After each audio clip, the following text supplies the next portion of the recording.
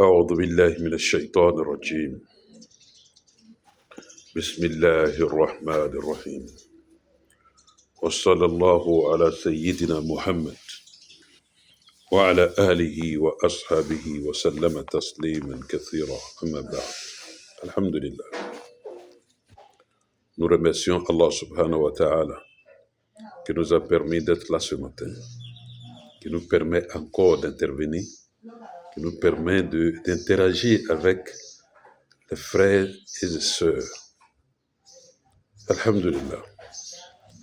La semaine dernière, nous avions annoncé aux frères que nous allons prendre un livre pour parler du contenu du livre. Le livre, c'est « Que signifie mon appartenance à l'islam ?» Aujourd'hui, c'est la deuxième séance. Alhamdulillah. La première partie que nous allons prendre aujourd'hui est une partie très importante en islam. Cette partie est le socle de l'islam, ou du moins est le sous-bassement de l'islam. Ou, par exemple, est le compartiment qui est le plus important de l'islam. Parce qu'il s'agit de la foi, ou il s'agit de la croyance en un Dieu unique. C'est ça qui est le plus important en islam. Tu crois en Allah, tu es musulman. Tu ne crois pas en Allah et à son prophète, tu n'es pas musulman. La foi consiste, ou la croyance consiste à croire au Dieu unique, sans ambiguïté. Une croyance saine. Une croyance dépourvue de toute souillure. Une croyance qui permet de nettoyer ton intérieur. Une croyance qui fait de toi un adorateur sincère. Donc, nous allons parler de la foi aujourd'hui. La foi nous demande beaucoup de choses. La foi exige du musulman beaucoup de choses. La foi demande du musulman beaucoup de sacrifices. La foi voudrait qu'on soit un adorateur sincère d'Allah subhanahu wa ta'ala. Donc l'islam exige que ses adeptes aient une foi ferme.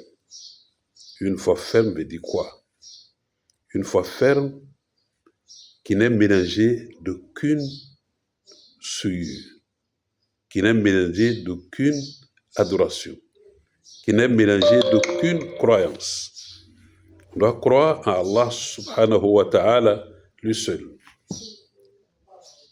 Et cette foi, elle doit être claire. Pas de Dieu autre qu'Allah subhanahu wa ta'ala. Pas d'adoration d'un idole. Pas la croyance.